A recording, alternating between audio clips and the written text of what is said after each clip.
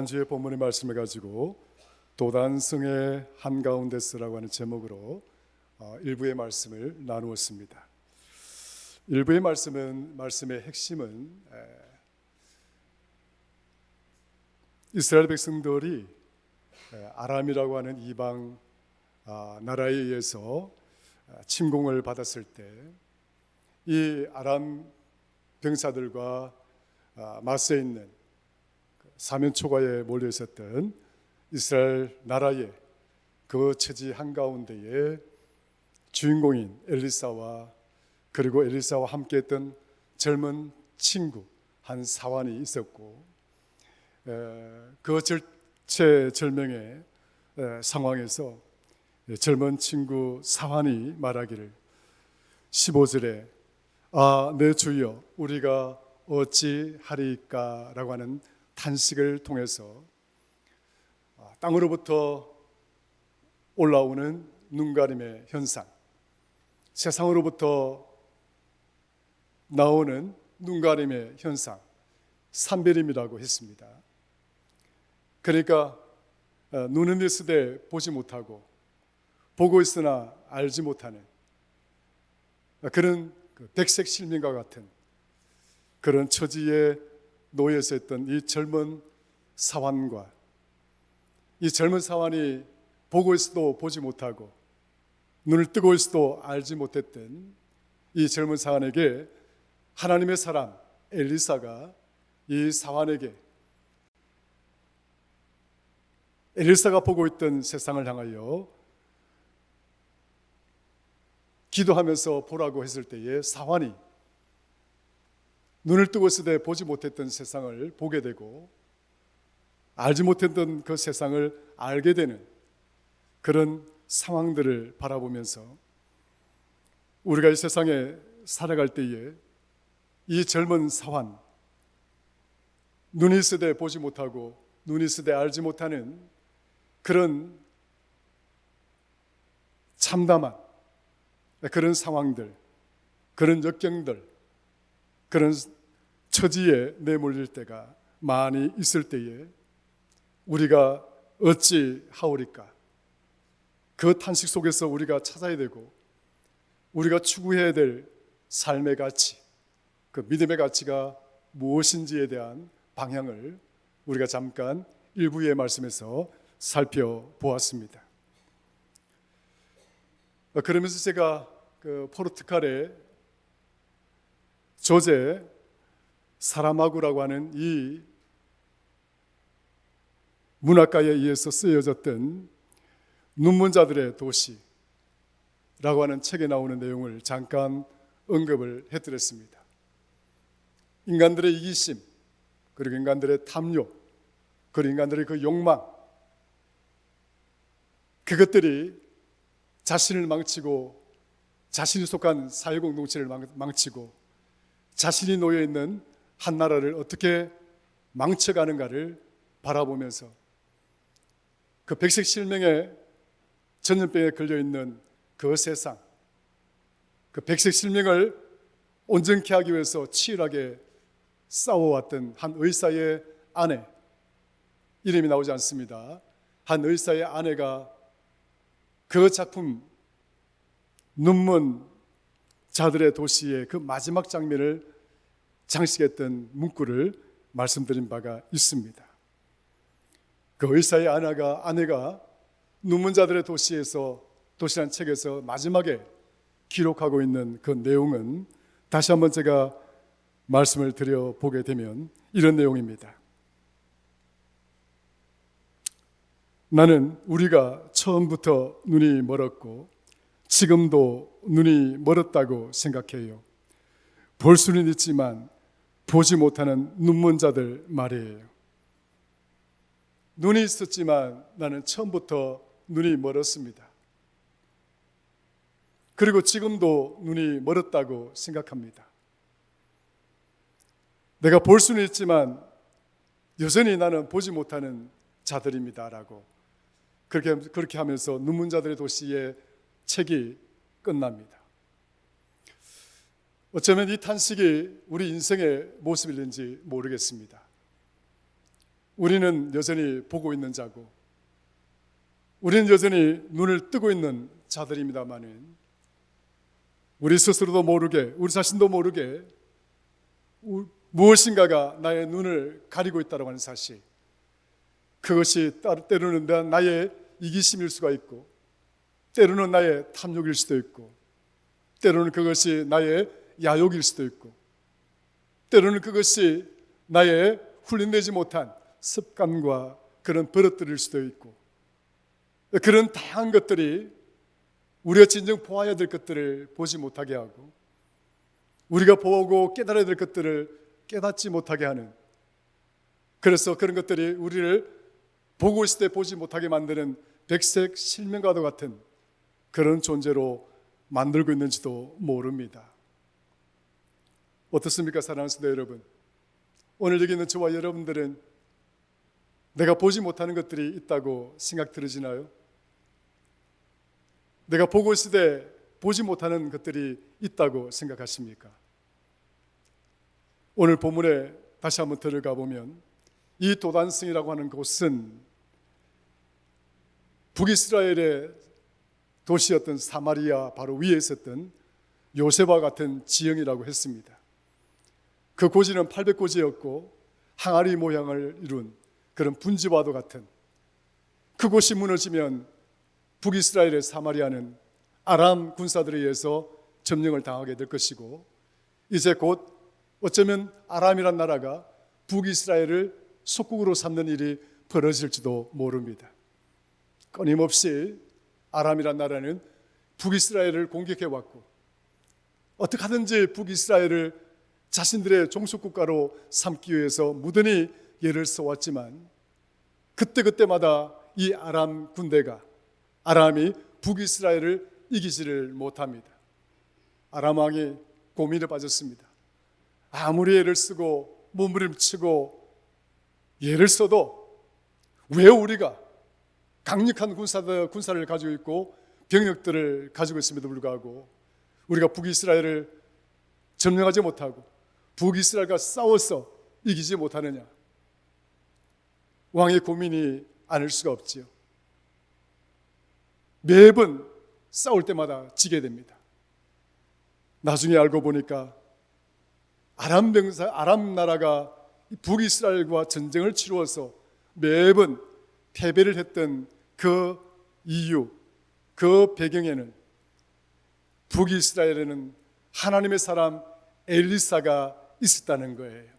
따라합시다. 하나님의 사람 엘리사. 오늘 본문에도 보시면은 엘리사를 단순히 엘리사라고 말하지 않습니다. 하나님의 사람이라고 말하고 있습니다. 15절 가보면 하나님의 사람의 사환, 여기서 하나님의 사람은 누굴까요? 엘리사입니다. 다시 한번 따라할까요? 하나님의 사람. 할렐루야. 엘리사, 북이스라엘에는 하나님의 사람이 있었다는 거예요. 엘리사라고 하는 걸출한 그런 인물이, 선지자가 있었지만 그 엘리사는 다름이 아니라 하나님의 사람이었다는 거예요. 하나님의 사람이 되기 위해서는 우리가 하나님의 뜻을 받들어야 되고 하나님의 생각과 일치해야 되고 하나님의 마음과 일치해야 됩니다. 그래야 우리가 하나님의 사람이 될 수가 있습니다. 여러분들은 누구의 편입니까? 살아가면서 어떤 분야에 있어서 내가 편드는 사람이 있으시나요?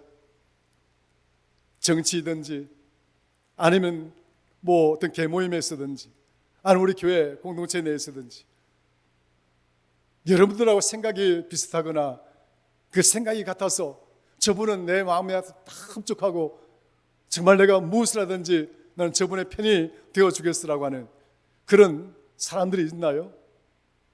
내가 편들 수 있는 사람은 어떤 사람일까요? 내가 함께 할 수 있는 사람, 그 사람은 어떤 사람일까요? 그분이 갖고 있는 뜻이나 그분이 갖고 있는 생각이나 그분이 품고 있는 마음이나 그것이, 그 가치가 나랑 뭐예요? 일치해야 됩니다. 그것이 다르면, 그것이 틀어지면 우린 편이 되어지기가 쉽지가 않습니다. 내가 너를 지지하는 것은 너는 딱 내가 생각한 것과 똑같아. 하나님의 사람이 된다는 것은 하나님의 생각과 같아야 되고 하나님의 마음과 같아야 되고 하나님의 뜻과도 같아야 하는 것입니다. 오늘 여기 있는 저와 여러분들 모두는 하나님의 사람이기를 믿으시기를 주의 이름으로 축원합니다. 부족함이 좀 있고 때로는 좀 이렇게 허점도 있고 연약한 부분도 있지만은도 그러나 적어도 오늘 여기 예배 참여하고 있는 저와 여러분들, 하나님의 이름을 부르고 찬양하는 저와 여러분들, 우리는 진정으로 하나님의 편이자 우리는 진정으로 하나님의 사람인 줄로 믿습니다. 그 도단성에 하나님의 사람 엘리사가 있었다는 거예요. 그 엘리사 때문에 이 아람 병사들이 이스라엘과 싸우면 100번을 싸우면 100번을 지는 겁니다. 왜냐? 엘리사는 하나님이 그 모든 비밀들을 다 알려줬기 때문입니다. 아람이 쳐들어오면 아람의 작전을 알려주고 아람이 쳐들어오는 그 진로를 알려주고, 그러니 이 아람이 어떻게 이스라엘을 이길 수가 있겠어요? 아무것도 가진 것은 없고 병사들도 약하고 준비되어 있는 것도 부족하지만 하나님이 함께 하시면 강한 자를 이렇게 부끄럽게 만드는 것입니다. 성도 여러분, 여러분들이 가진 것이 없어서 부끄러워진 적이 있습니까? 여러분들이 많이 배우지를 못해서 여러분들 위축되어진 여러분 자신들을 바라본 적이 있나요? 여러분들 수입이 다른 사람들과 그렇게 비교를 했을 때 많지 않아서 마음이 속상해져 본 적이 있나요? 그럴 때마다 여러분들의 그 아픈 마음들을 이기게 만들고 여러분들의 그 속상한 마음들을 극복하게 만들고 여러분이 잃어버린 그 기쁨을 회복하게 만드는 것은 다름이 아니라 우리 하나님이 나를 붙드실 때, 하나님이 우리와 함께 하실 때, 강한 자를 부끄럽게 만드는 그 하나님의 역사가 내 가운데서 강력하게 역사하실 때 그런 아름다운 일들이 일어나게 될 줄로 믿으시기를 축원합니다. 하나님이 매 순간순간마다 여러분 마음속에 자정하셔서 강한 자를 부끄럽게 하시는 그 강력한 힘과 능력들이 매 순간순간마다 여러분들에게 공급되어져서 여러분 자신들의 그 연약함들을 이겨내고 나를 둘러싸고 우리를 둘러싸고 있는 이런 내 삶의 적들, 내 믿음의 적들을 이겨내셔서 매 순간마다 승리하며 살아가는 저와 여러분들 되기를 주의 이름으로 축원합니다. 강한 자를 부끄럽게 하신 하나님, 그 하나님이 엘리사와 함께 하였다는 사실을 아시기 때문에 이 아람 왕이 미칠 지경이에요. 그래서 저 엘리사를 무너뜨려야 되겠다.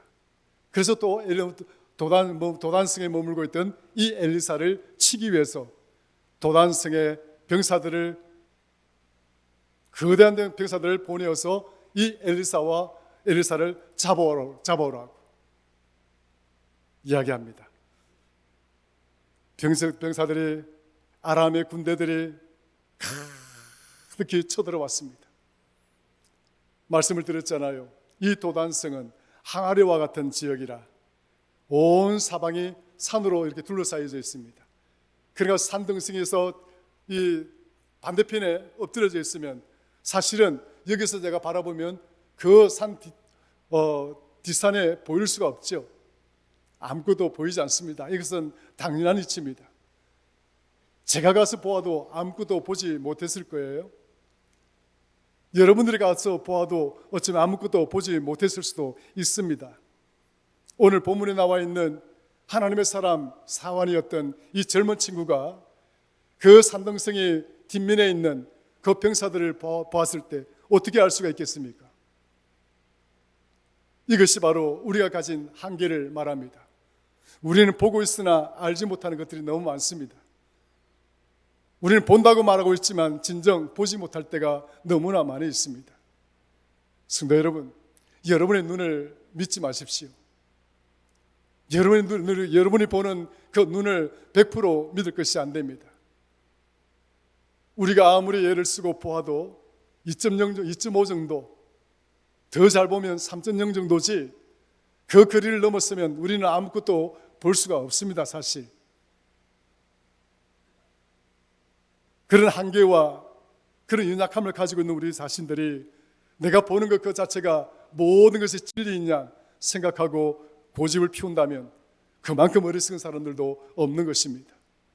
성경은 끊임없이 이 보는 문제에 대해서 언급합니다.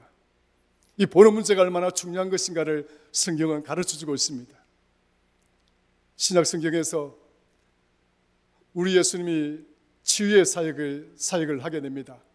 우리 예수님의 3대 사역이라고 한다면 말씀 선포의 사역과 티칭, 가르침의 사역과 힐링, 치유의 사역이죠. 그러니까 프리칭, 티칭, 힐링, 선포하시고 가르치고 치유하시고, 이 사역들 중에 치유의 사역에서 우리 주님이 고치신 질병들, 환자들 가운데 어떤 질병이 환자가 제일 많을 거라 생각이 들어지나요? 한번 생각해 보신 적 있나요?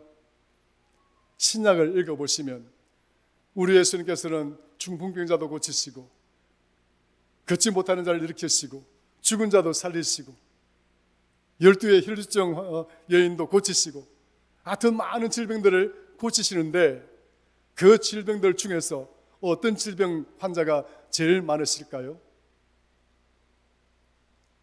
귀신 들린 자가 6회가 나옵니다. 정신병, 영적으로 병든 자를 치료한 횟수가 6회가 나옵니다. 그 다음이 어떤 질병인 줄 아세요?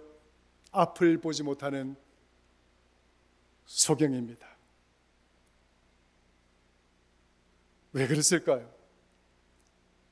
영적으로 병들어 있는 이 귀신 들린 이 영적인 질병, 정신적인 질병, 그 다음이 보지 못하는 이 소경의 질환이었습니다. 사람들은 끊임없이 자기 세상 속에 갇혀서 살아갑니다. 자기가 살아온 경험 속에 갇혀 살아가기도 하고, 자기가 배웠던 그 지식의 범위 내에서 갇혀서 살아갈 때가 많이 있습니다. 그래서 사람들은 고집을 부릴 때가 많이 있고, 편견에 사로잡힐 때도 많이 있고, 아집에 놓일 때도 많이 있습니다.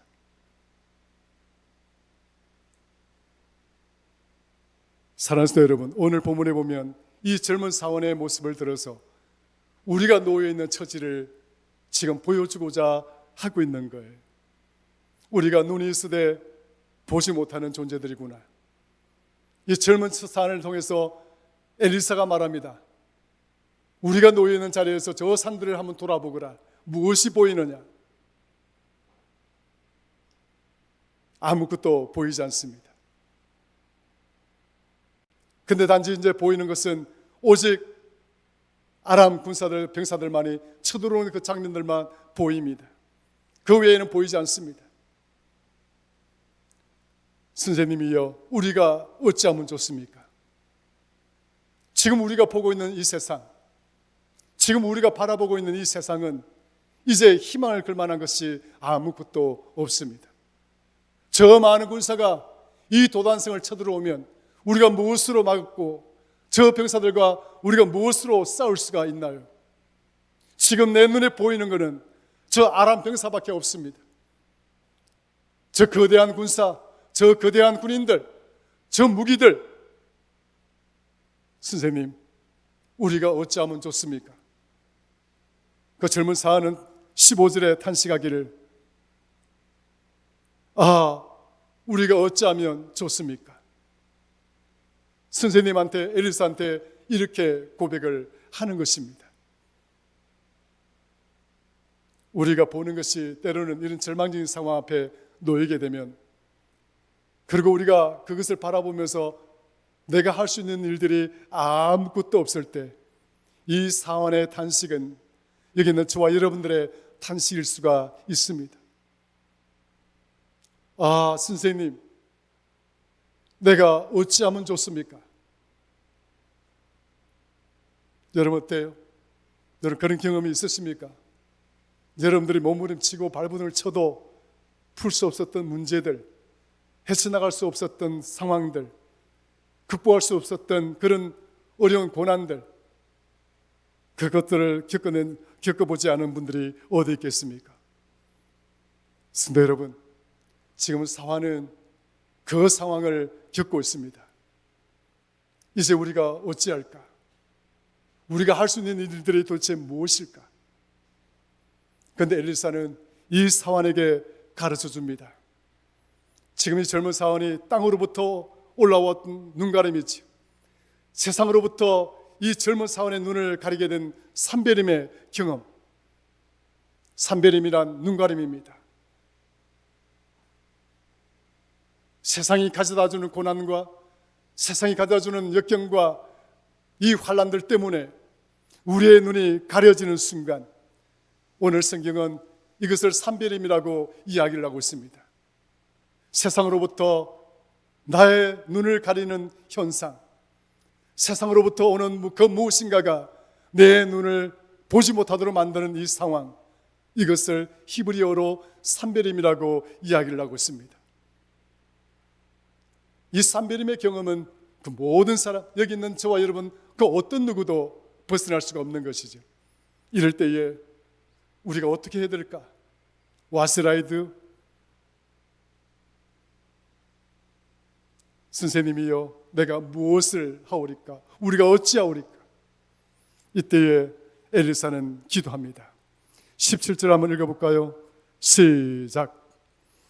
기도하여 이르되 여호와여 원하건대 그의 눈을 열어서 보게 하옵소서 하니 여호와께서 그 청년의 눈을 여심해 그가 보니 불말과 불병거가 산에 가득하여 엘리사를 둘렀더라. 할렐루야. 보지를 못했는데 기도했더니 엘리사가 기도하고 난 다음에 다시 청년에게 이 상황을 바라보라고 이야기합니다. 우리가 놓여있는 이 처지와 이 상황들을 다시 한번 돌아보라고 이야기를 합니다. 성도 여러분, 여기에 중요한 영적 교훈이 있습니다. 가끔씩 여러분 힘들어지거나 어려워질 때 사람들은 쉽게 발등에 불이 떨어지면 세상을 먼저 찾습니다. 나를 도와줄 사람이 없을까? 나에게 힘이 되어줄 사람이 없을까? 먼저 세상 속에 있는 힘과 권세를 찾아서 뛰어다닐 때가 많이 있습니다. 그러나 오늘 여기 있는 저와 여러분들은 오늘 성경이 우리에게 가르쳐 주시는 대로 힘들고 어려운 상황을 만나게 되거든 그 상황 앞에서 내가 할 수 있는 일들이 아무것도 없는 그 무력한 상황에 빠지게 되거든. 오늘 엘리사가 이 젊은 사환에게 가르쳐주는 이 교훈을 배우시기를 주의 이름으로 축원합니다. 여기서 탈출하는 것, 이 상황을 이겨내는 것, 이 문제를 풀어내는 것, 우리의 한계 상황을 극복하여 이겨내는 것, 결국 그것이 어디에 있는지 엘리사는 이 젊은 사환에게 명확하게 가르쳐주고 있습니다. 엘리사가 기도하고 그러고 난 다음에 젊은 사환에게 다시 한번 우리가 놓여있는 상황 한번 둘러보라고 이야기를 하니까 사환이 눈을 떠서 보게 됩니다. 눈을 보았더니 하나님의 불말과 하나님의 병거들이 우리를 둘러싸고 있는 이 모습을 보게 되었던 거죠. 하나님의 함께하심, 이게 임마누엘 아니겠습니까? 하나님은 오늘 저와 여러분들의 곁을 떠나지 않는 분이십니다. 믿으십니까? 아멘 적습니다. 믿으십니까? 이러한 하나님을 이끌어서 우리는 임마누엘 하나님이라고 이야기를 하는 거예요. 그 하나님이 지금 여러분들과 그리고 앞에서 말씀을 전하고 있는 저와 함께 하신 줄로 우리는 믿습니다. 하나님의 함께 하심을 이 사원이 목격하게 되고 보게 되는 거죠. 할렐루야. 기도는 이렇게 능력이 있습니다. 기도는 이렇게 힘이 있습니다. 기도는 이처럼 이 상황들을 완전히 반전시키는 역전의 힘이 있습니다. 기도의 사전적인 의미가 뭘까요?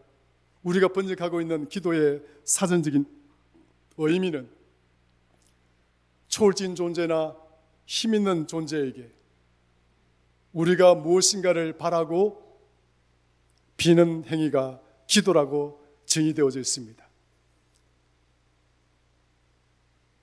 바랄 기자, 빌 도자. 그래서 기도라고 이야기를 하고 있습니다. 근데 우리 한글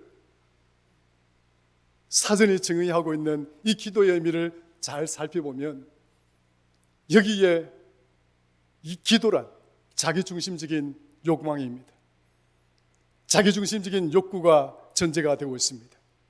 내가 바라고 원하는 것, 내게 있어야 될 것, 그것들을 초월자나 힘 있는 자에게 구하고 그것을 위해서 빈다는 거예요. 성경이 가르치는 기도는 이런 기도가 아닙니다.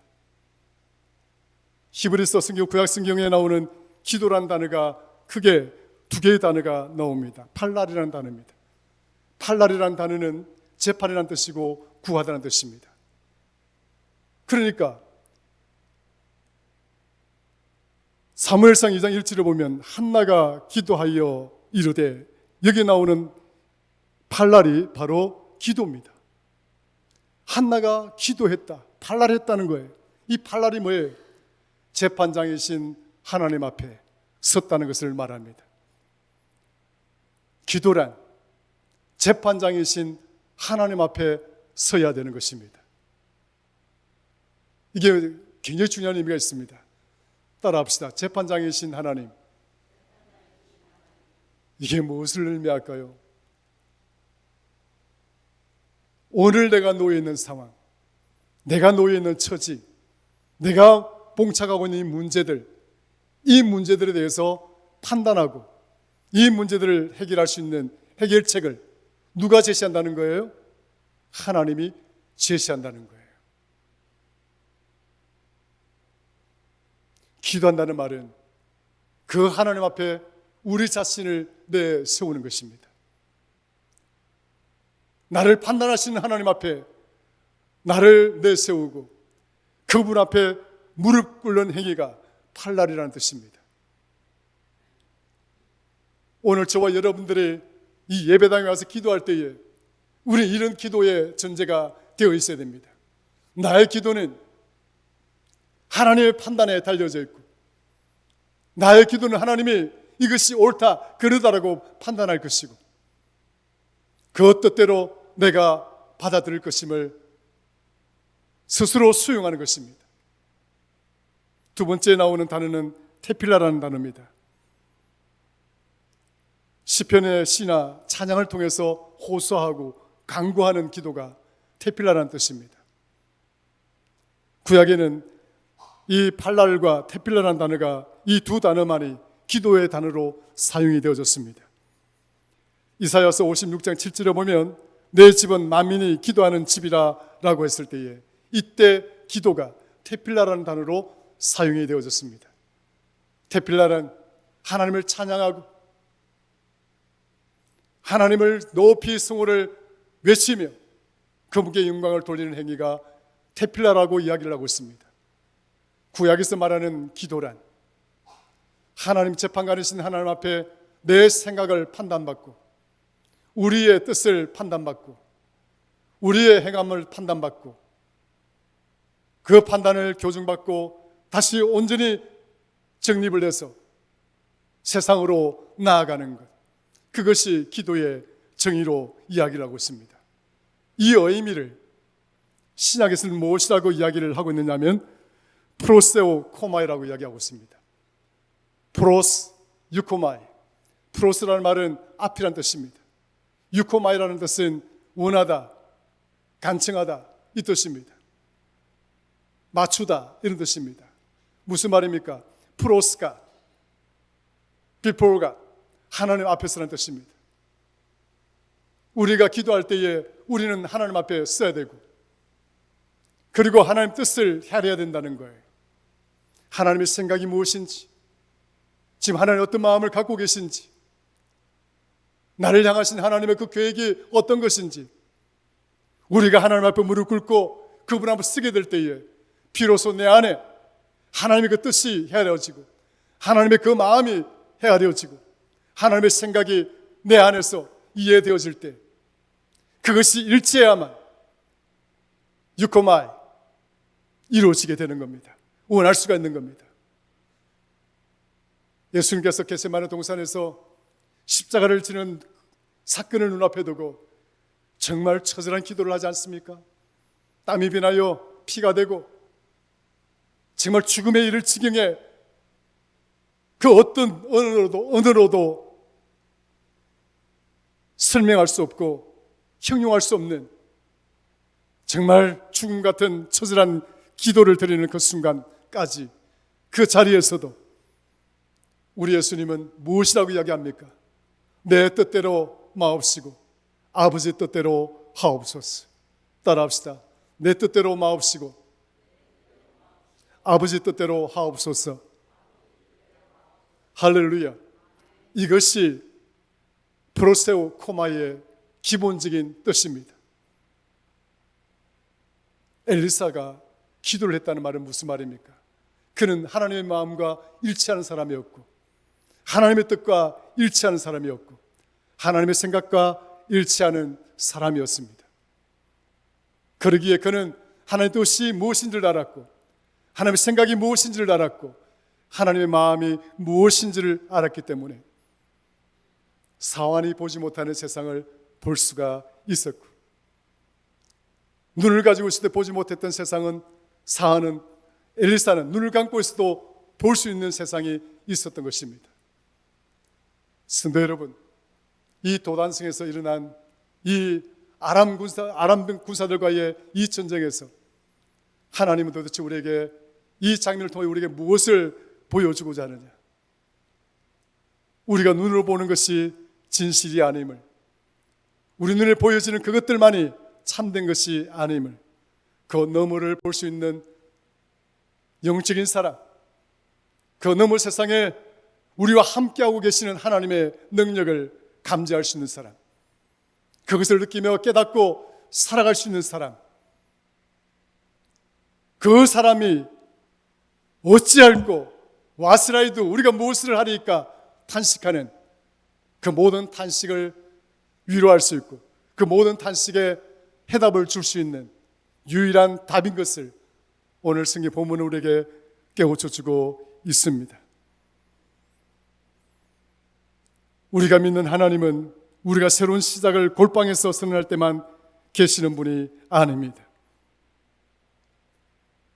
치열한 우리의 삶의 터전, 엘리사가 직면한 이 도단성과 같은 이 치열한 삶의 터전에서 우리는 그저 눈앞에 펼쳐진 이것들을 바라보고 이것이 전부인 양 생각하면서 때로는 낙심하고 절망하고 실망할 수 있겠으나, 그러나 이 도단성과 같은 우리의 삶의 처지에서 우리가 눈을 들어 하나님을 바라고 눈을 들어 하나님 앞에 서서 그분의 뜻을 헤아리고 하나님의 생각을 헤아리고 그 마음을 헤아리려고 몸부림치고 그분 앞에 무릎을 꿇을 때에 우리는 비로소 우리 눈앞에 보이는 그 모든 고난을 넘어 하나님의 위로를 보게 될 것이고, 우리를 짓누르는 그 억압과 그 상황들을 넘어서 우리에게 힘과 능력을 주시는 강력한 능력들을 하나님으로부터 공급받을 수가 있을 것이고, 끊임없이 짓누림을 당하여 패배자로